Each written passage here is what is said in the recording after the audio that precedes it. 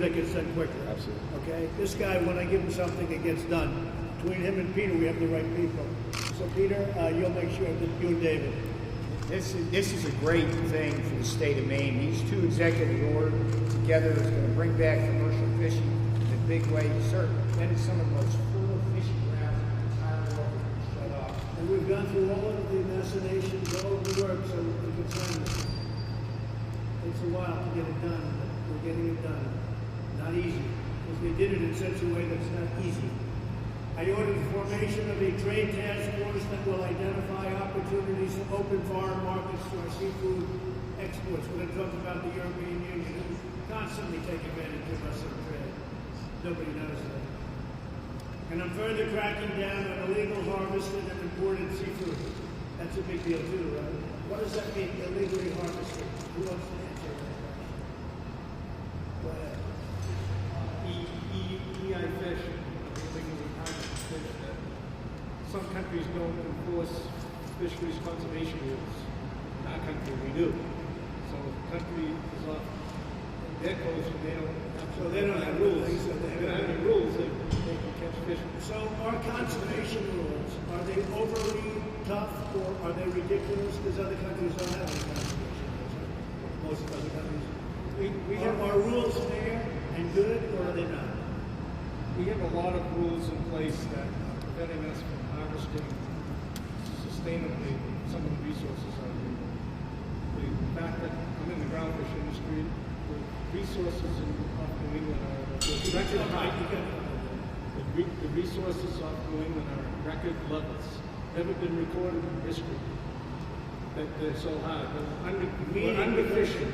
Because you're underfishing. We're underfishing. Is that because of regulations? Because of antiquated regulations that you can never get rid of something that's in place. So, are we then looking at those regulations, Peter, or not? Because let's do it. That's I mean, we came up here for a different reason, but let's look at those. So in other words, you have more product than we've ever had before because you're not allowed to use it. You're not allowed to fish. You're not allowed to fish, and some of the problem, and when I was governor, I encountered it. If you go to Commerce, or Commerce Central to NOAA, there's a lot of bureaucrats in NOAA that really put on some hurtful penalties and regulations on fishing. So they were so burdensome that you can't fish. Right. So now what's happening is Or being you can't taken afford over. to fish. You can't what? They're so burdensome that you can't afford to fish. They make it so that Probably both. You can't fish and you can't afford. and you can't afford. So let's open it up, Paul. Yeah. Nobody better than Paul LePage to get this going, in my opinion. So can I ask you to work on Absolutely. my two great guys, I Peter would and be David? more than happy. And let's open it up. Okay? And we want conservation. I'm a believer in conservation, but they've gone crazy. And then other countries, they don't have the same, so you have a much more expensive product. You have a better product, but you're not allowed to even sell it in many cases, right? It's amazing. So I ordered the formation of a task force, and today I did something else. I put Paul LePage in charge of trying to figure that one out, which you already have figured out, I suspect. You've been living with that a long time. And you've been unable to get previous administrations to do anything about that. That's correct. And it was particularly bad under the Obama administration. I spent Well, 6 years. they kept piling it on. They just kept piling it on and delay. And why did they do that? Just because they thought environmentalism? Not really politically. It was a little bit of a political stunt because unlike yourself and I, we're friends. Obama and I were not friends, and it was very difficult to get to talk to him. He might have also been nice to other countries, like Canada. Right? He might have been nice to other countries, like Canada. Yes, he was.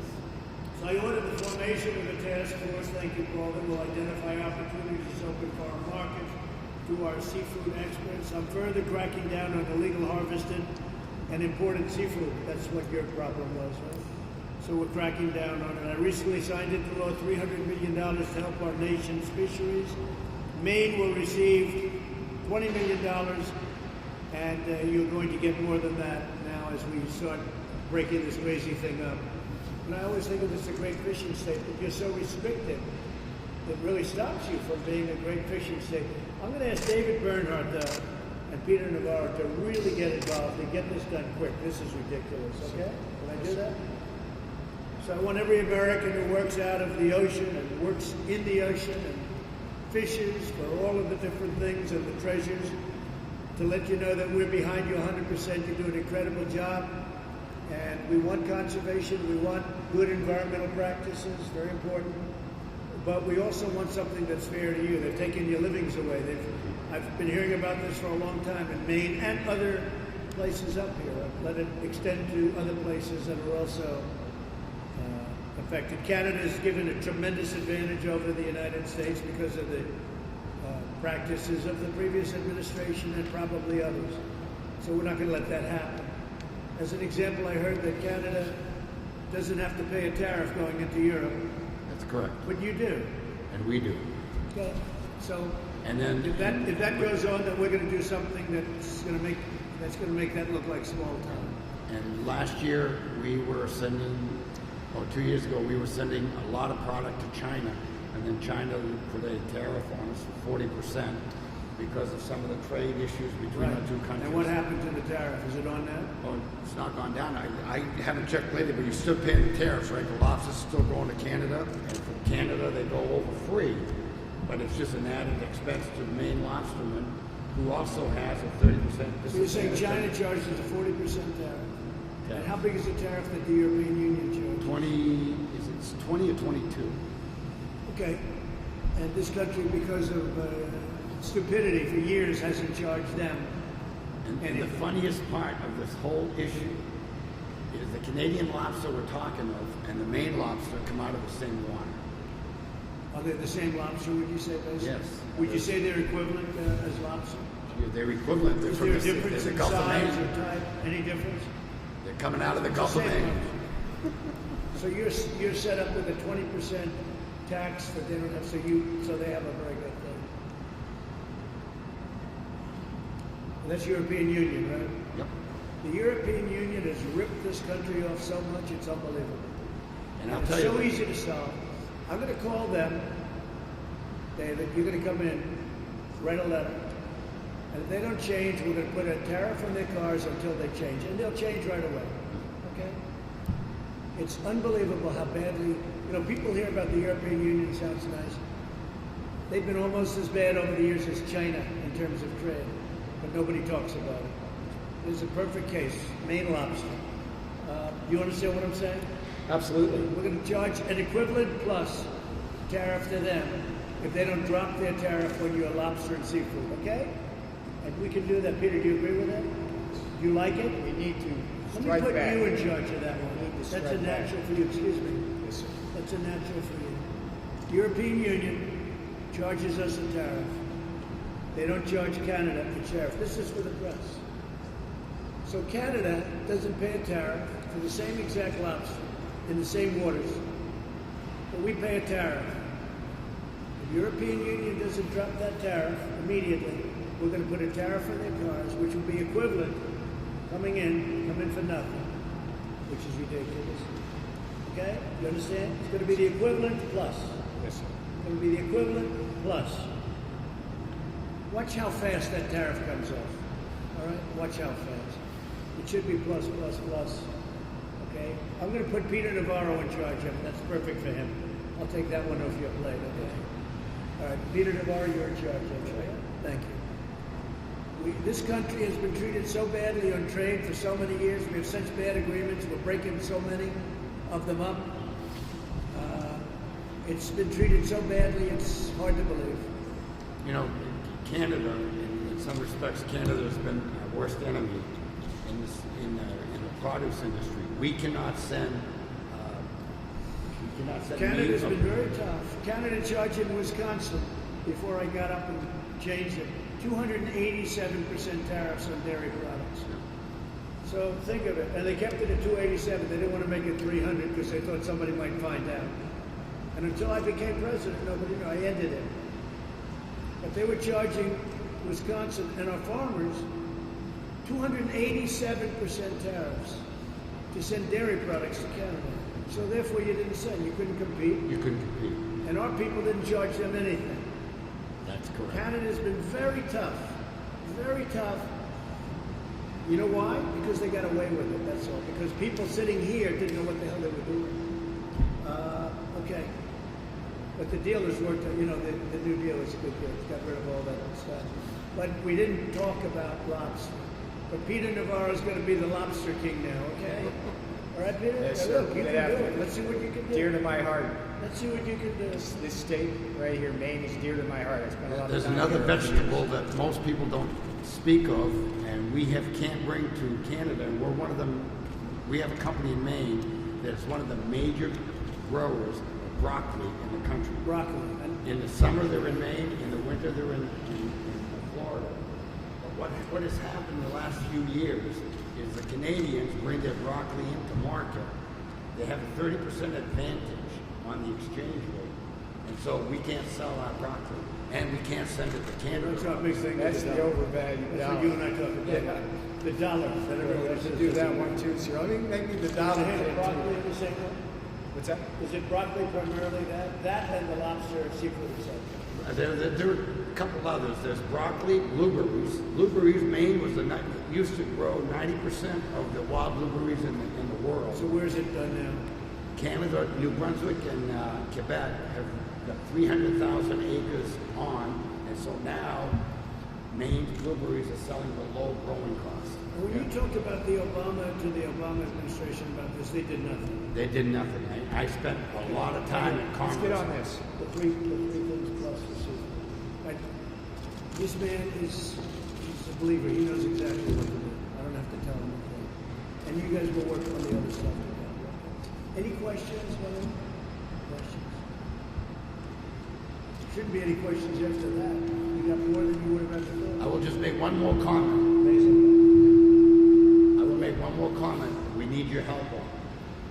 As the country is reopening, of course, right now Maine is still tied up pretty tight because we have a governor that's not reopening very fast. But as Why we isn't, reopen, why isn't your governor opening up your state? I don't know. We don't know. All these states are being open. They're making a lot of money. That's why we had the good numbers today. You have a governor that doesn't know what she's doing. And she's like a dictator. You know? Why isn't she opening up her state? Well, one thing that she's doing is the $600 a week that the people on unemployment are getting. She is allowing them to continue to collect when they're called back to work. And so people aren't coming back to work. And everybody in this room knows So she's taking advantage of the system. Yes, But she's not letting them come back anyway because you're shut down. that's right. But the few that would, I know of 3 cases last week, but an employer told me that these 3 people were called back. I reported them that I have work for them, but they're still getting the $600. What would you say about that, Bill? This whole problem in the bill where we're paying people to stay home, Yeah. it's You know, it works in some tremendous states. damage, Yeah. doing tremendous damage to our economy because it's keeping people home in the long The run. Democrats stay wanted home. this feather bedding, okay? But the Democrats wanted it. We said it wouldn't work, and we were right. And it works. But honestly, it's It good. works in Republican states. It does work in Republican states. But the Democrats wanted it, and we negotiated, but it's unnecessary, and it makes it overly complex. In a place like this, we're straightening it out. Any further legislation, we're straightening it out. And we just did PPP today, so. The legislation is fine if everybody follows the rules. But if a governor You decides, see, she's not supposed to be doing that. that's correct. So when she doesn't do that, it's fine. That is But the governor is playing cute. If you call someone to work, and they refuse to go to work, you tell the state, and the state will take their unemployment. Exactly. So she's not supposed to be doing that. That's correct. Let's call her on that. Let's Yeah, call her legally. Not People allowed of to- Maine want to work. Yes, do they not want do. a handout. They When want is to she work. opening the state, if ever? I think there's another move in July. There's going to be another move in July. She started opening up some of the restaurants that you can have, social small. distancing and 50%. And you don't have a big problem up here. So why is she doing this? Well, what she's afraid of and what she's claiming is that in the summer, Maine only has 1.3 million people, but we have 40 plus million visitors a year, 30 plus million in 3 months. And she's afraid that if she doesn't quarantine the entire state, that these folks are going to bring Yeah, the the problem virus. is though, those 3 months are your Christmas, right? Yeah, you got it. It's our Tiffany season. likes December. You like these 3 months. So she's going to get rid of all of your wealth, and you're never going to recover that. That is correct. And so what I've advised her to do, what I've tried her to do is everybody, you can only get into Maine 3 ways. The Canadian border, the 95, or Route 2. Right.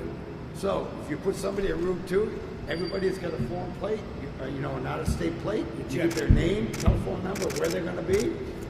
Problem solved. If you have an uptick, you go right there. So you're giving away your tourist season this year because it's That's starting, correct. right? So That you're is giving correct. away your tourist system.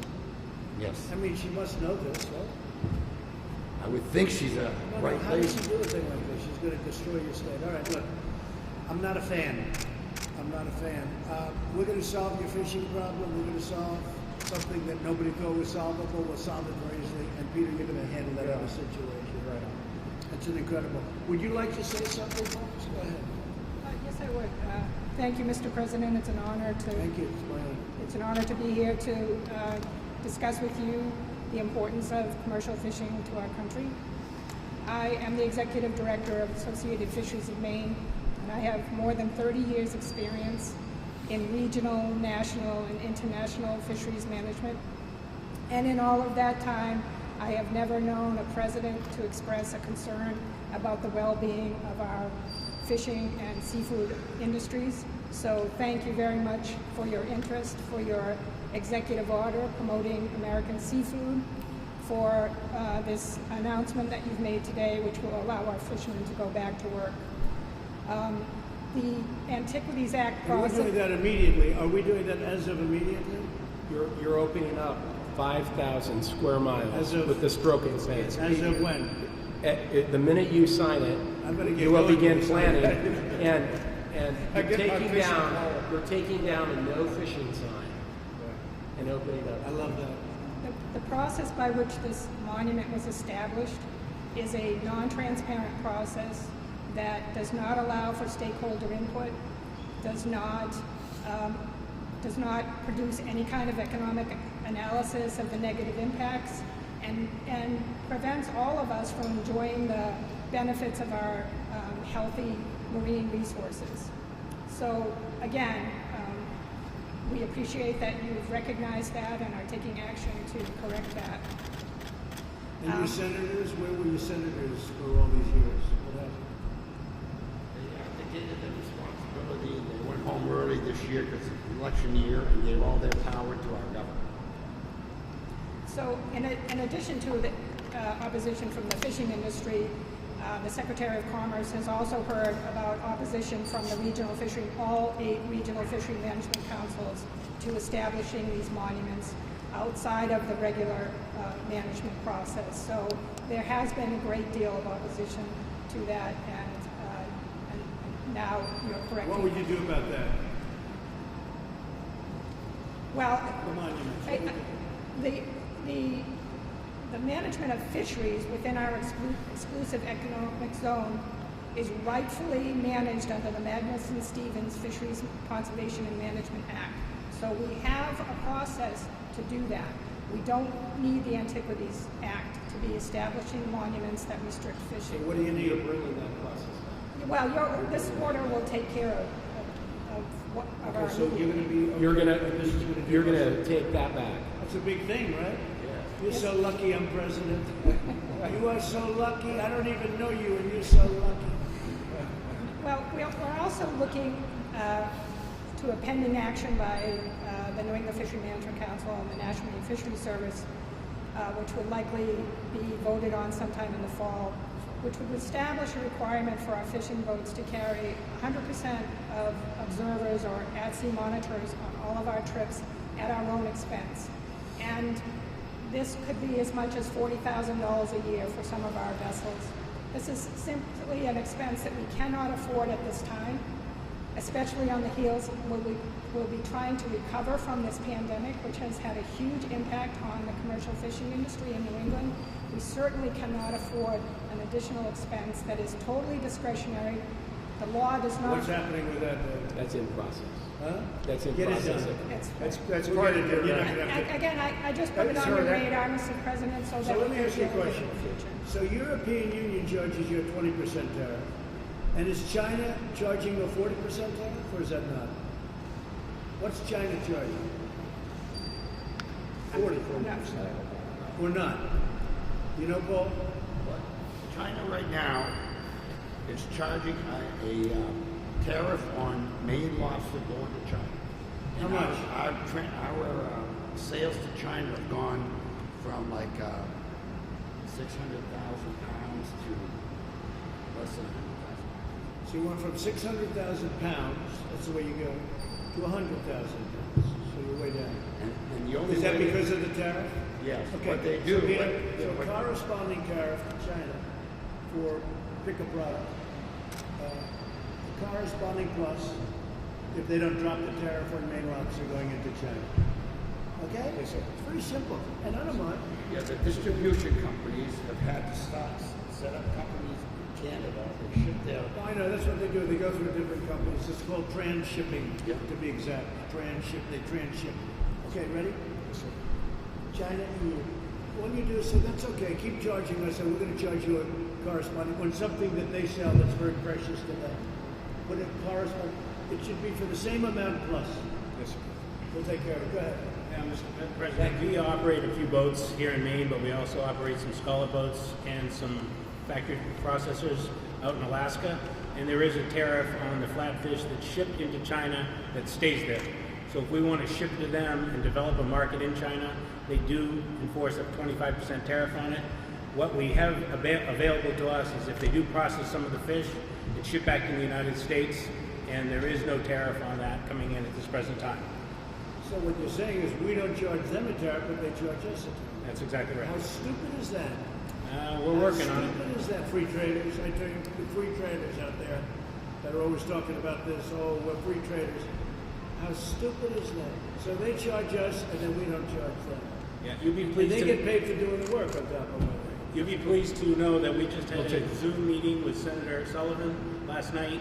He's working on it. He's going to be in touch with a few people. He wanted to say hello to you. Sullivan's a good man. Yeah. Sullivan's a good man. He'll try, but Yeah. nobody can do this like I can. It's like everybody, though. We're all trying to do it. It's simple. Yeah. It'll be done. Thank you. It's very simple. He's a good guy, Dan Sullivan. Paul, you said it. David, you have anything to say real fast? Well, I would like to thank you for taking the time to come listen to the fishing community. Since the moment you took office, you've been clear and consistent in your efforts to bring common sense back to the executive branch. You've done more than any president in our lifetime to bring common sense to government. And when you think about it, 5,000 square miles is an area that's larger than the state of Connecticut, the state of Delaware, or Rhode Island. And the prior administration essentially put a no fishing sign up to these individuals with the stroke of the pen.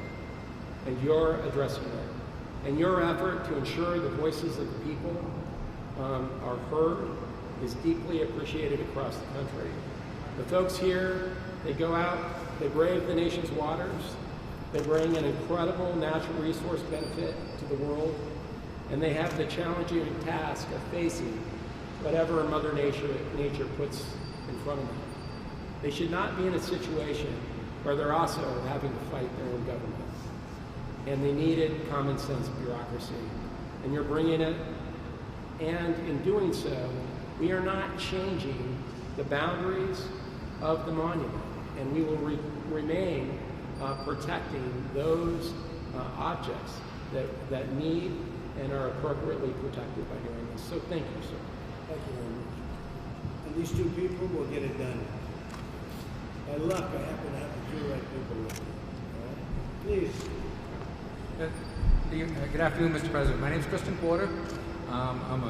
I'm a commercial fisherman. I've been fishing for over 30 years. I fished for about everything over those And you years. love doing that. You wouldn't switch for anything, even though they don't let you fish anymore. No, well, I fish for different things. I fish for scallops now, and I fish for lobster. But you love it, right? I love it. It's a way of life, Mr. President. No, they love it. People love it. You wouldn't switch No, to be and- president, right? Right. You're making a good decision. So, and I'm president of the Maine Lobstermen's Association, and we support the Maine Lobster Fleet. Supports 10,000 jobs on the water and another 5,500 shoreside jobs. So that's why I'm passionate about working with See, when regulations. people and stuff. come in, it must be other countries. They must send their ships into this 5,000 big mile stretch. No, they can't. They can't come in through the Really? EEZ. So Yeah. we get them out through what? The Coast Guard? Yeah. The Navy? We get them out. Yeah. So we police it into this, right? Yeah, Good. right. So go ahead. So, keeping our nation's fishery strong is a passion of mine. That's why it's great to have this opportunity to talk to you about the process of the Northeast Canyons of Seamount.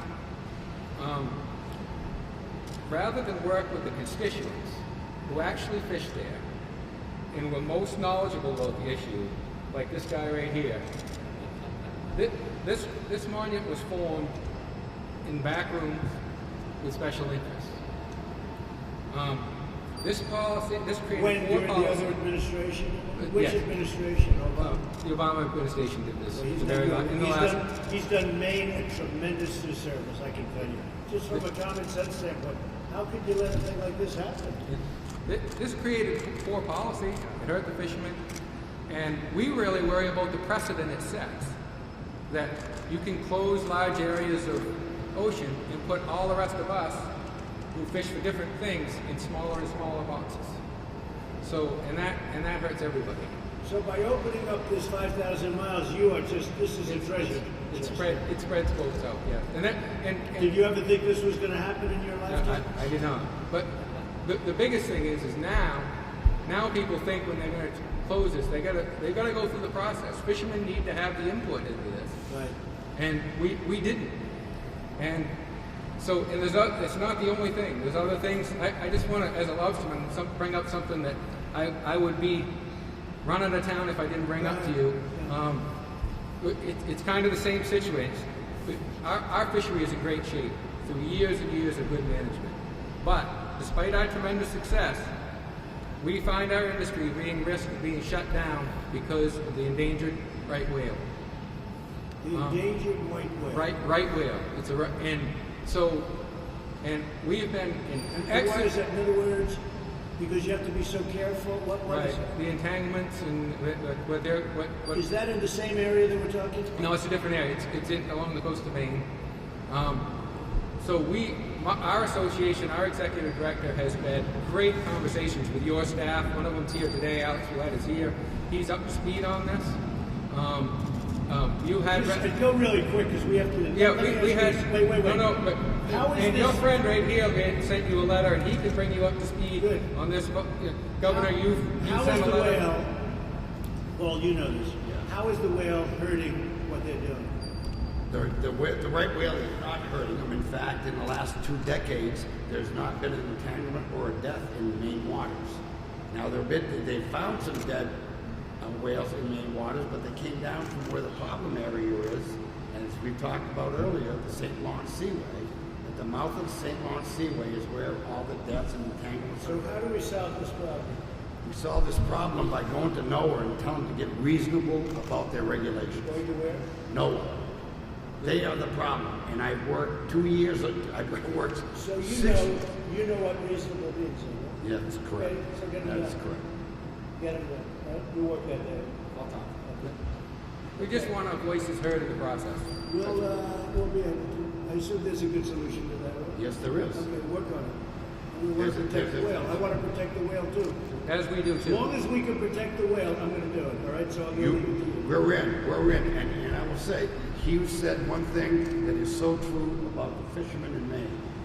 Maine has the only sustainable lobster fishery and certified in the world. These people will bend over backwards to save the lake, those that are layers and the youth. I mean, they just bend over backwards. It's not robbing the bottom. And the one thing about a Maine You've been treated lobster, very badly. You know that, right? You better remember your president.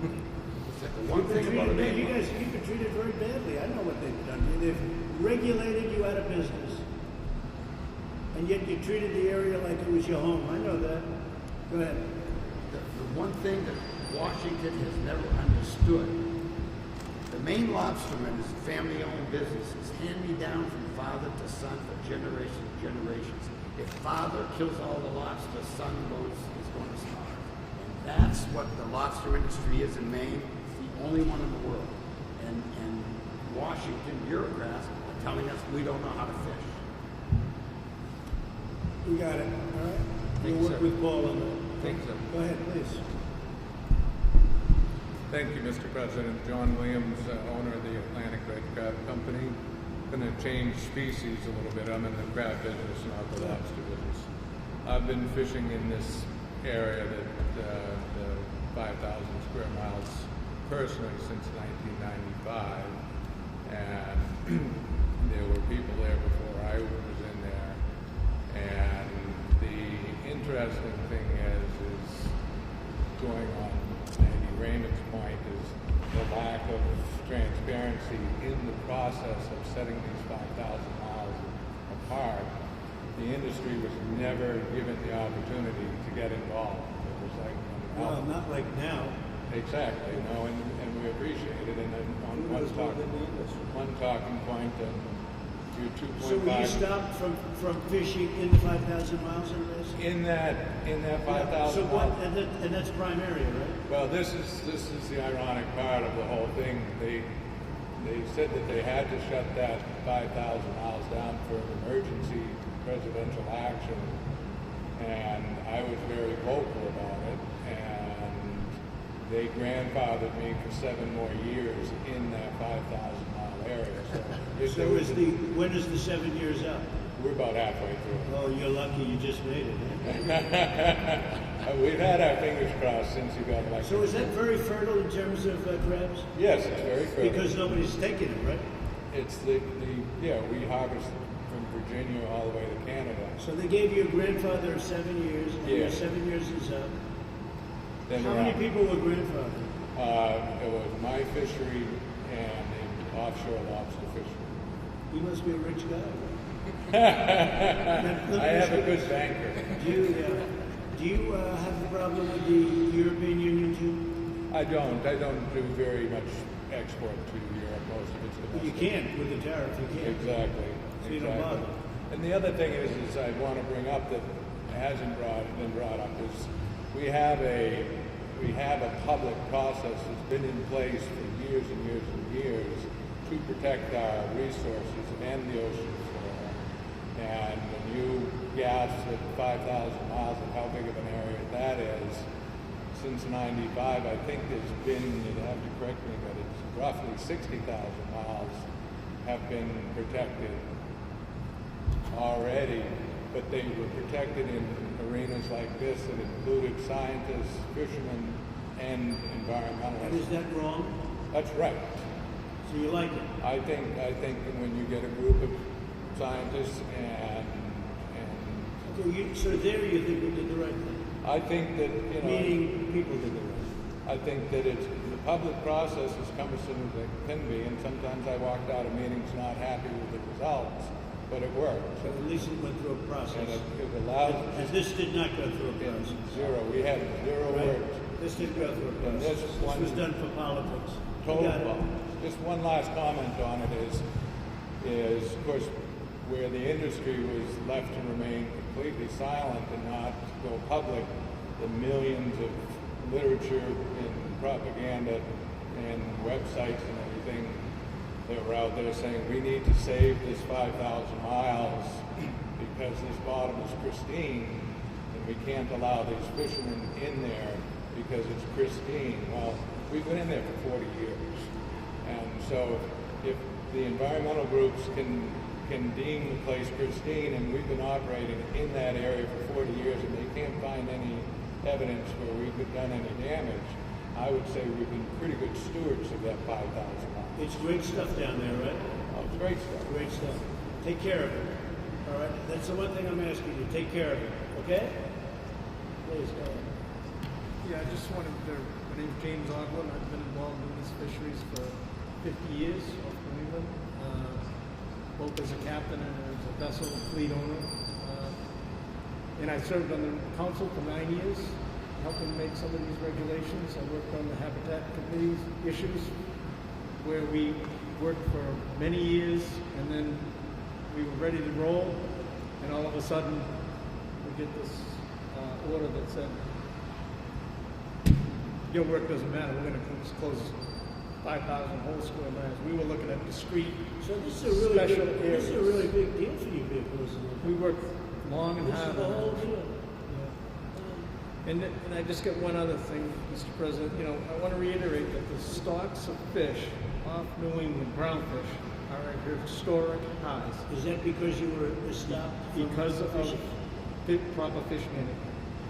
The issue is we've got millions of pounds of fish out there that are not getting caught annually, which would equate into hundreds and hundreds of jobs. So will I We be need- allowed to go fishing in that 5,000 mile cruise? Would you mind if I took a little boat and went fishing? So we've got some regulations that are preventing us from harvesting these healthy, sustainable fish stocks. And we need help getting those Is that regulations. not being taken care of in what we're doing? Well, I just heard this now that they've asked National Marine Fisheries Services and Commerce to look at some of those regulations. You know about it? That's a commerce issue. You got it, just take it over. But I have some worries that they will just tweak around the edges and not really do. David will I have some inside information that that's what's going to Okay, happen. we got it. If I may, sir, the executive order that you signed several weeks ago has very clear, direct instructions to take care of those regulations. So this president is already on this case. There is a process underway, and that gentleman across the way will ensure that the commercial fishermen of this state will be able to fish the waters here without any regulation. Full We're stop. cutting regulations from highways and roadways to fish. That's That's right. what Peter's talking about. Go ahead, Yes, Pete, sir. you have anything to say? This is the jobs president. This trip today goes and creates jobs from Brunswick and Bath, Bangor and Guilford, all the way up and down from Bar Harbor down to Kennebunkport. And this president is the working class president in this state. It's a hard scrabble state. It's a working class state, and people in this state should not have to face a federal government that takes away your livelihood. These two executive orders combined are the greatest news for commercial fishermen in the last 50 years. And this first order will clear off the decks of undue regulation. The second order, as soon as he signs that and gives away the pens to all you folks here, will set free the fishermen of this state. Well, they It's a took great your lives day. away. They took your livelihood away. Thank you. Yes, sir. Yes, sir. Please, go ahead. Thank you, Mr. President. First, I just wanted to thank you for coming to the state of Maine to talk to our commercial fishing industry. As was pointed out already, it is a first, and we truly appreciate it. And we also appreciate the action you're taking today. I don't think there's a single industry person around this table that disagrees on the need for it and why it is so important. So, thank you very much. My name is Mary Beth Toulouse. I am the Government Affairs Manager for the O'Hara Corporation out of Rockland, Maine. I brought the boss with me today. He's on the other side of the table, Frank O'Hara Jr., president of a family-held company, as I said, in Rockland, Maine. And I know that he spoke already. He provides an awesome history of a family-held company that started in 1907 in T. Wharf in Boston, Massachusetts. Has been present here in the state of Maine since 1944 and is definitely multi-generational. He has sons coming up and grandchildren being born, and the goal of the company is to maintain sustainable fish. So I don't know, Frank, if you want to add anything to that before I go on? What's that? Do you want to add anything on that before I go on? No, you got it. You know, we've been around for a while. We've gotten through wars, depressions. We've gotten through overfishing from the But foreign this countries. was the worst thing that you've been through all day. What happened to you when they took this away? It didn't affect us as much as it would have affected John, but it will affect us because once they take one mountain or one canyon, they'll take another one and another one. They'll go over to the west coast. Are you involved in that area? The 5,000? We used to be, but we're not. We do scalloping, which is more to the south of that. So our scallop boats, which is replicated by that model over there, we do some scallops, but mostly it's crab and lobsters out that way. We're flatfish. Is that a new boat? Like It is. There's There's a new boat built down in So they look pretty old, right? There's a lot of design talent there. Right? Yeah, we got the new bubble spout and a port nozzle. It's lower carbon footprint. We're building another boat starting next year. How much, brand new, how much does that boat cost? Just under $4 million. How much? Just under $4 million. It's a real deal, right? Yeah. Very good. Okay, good. Well, you're in good shape. Thank you. So if I could, excuse me, I'm sorry. Go ahead, please. But I just wanted to say very briefly, because I don't need to be repetitive, I am a former member of the New England Fishery Management Council and served for 9 years on that council. And so you have here around the table current members of the council, past members of the council. Most of our industry people have all served as advisory panel members to council's committees, and we hope one former council member as well. And as the public process, I think people have outlined why we think it's so important, and we certainly do endorse that. And I will leave it at that. Thank you Okay. again. Thank you, Bill. Good job. Terry Alexander. I own Jordan Lynn Incorporated. It's a commercial fishing company. And I based all my comments on trying to convince you to sign that executive order, so they're pretty moving now. But I would just like to point out some of the highlights on it, and then maybe touch on some ideas. We'll go quickly. Okay. Thank you, Mr. President, for supporting our nation's fisheries and fishing communities. These monuments, even though they're south of New England, they push people, they displace people, and they're affecting the entire fleet all the way to shore. So it's a good thing to open up areas. So they get solved. Right. Yeah, so, Excuse me, are there media from Maine here? Are you liking what we're doing? You can say yes, you do. Anybody else from Maine? From the area? What about the, They all come up from Washington, unfortunately. Okay, go ahead. yeah, so that's already done. So I'm gonna touch on a couple ideas, how the Canadians, how it's not fair for the Canadians, the way we compete against the Canadians offshore. Tell me about that. All right, so we try to catch haddock, different size, same fish. We negotiate with the Canadians every year. How do you find negotiating with them? They're pretty good. I'm on the TMGC. I'm on the New England Fisheries Management Council. I'm in my 8th year there. They've been good, and we negotiate every year, and they catch their entire quota almost every year. We catch 10% of our quota every year. What's the difference in the size of the boat? Well, we're about even on haddock, but it's because of our regulations over here. Our mesh size is the wrong size for catching haddock. So that needs to be fixed, and we can get that stuff done through the council. We need that stuff done through the You'll council. sell that on eBay tonight.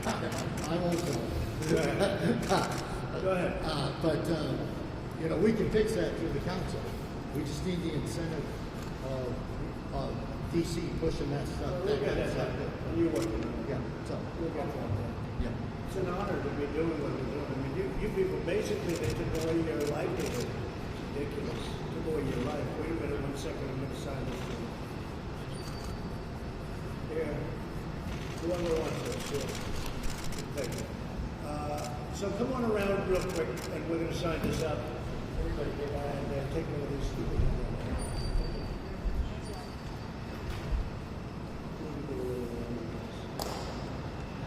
Congratulations. Come on, David. Come on, Peter.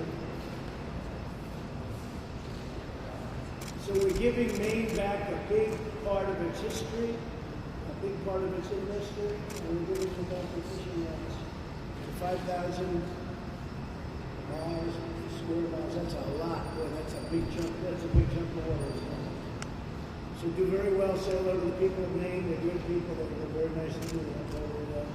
I appreciate it very much, but I know you appreciate it much more than I do, because you're getting a lot more than I am, okay? So good luck, everybody. And they're going to work on those other things with Peter and David. Okay?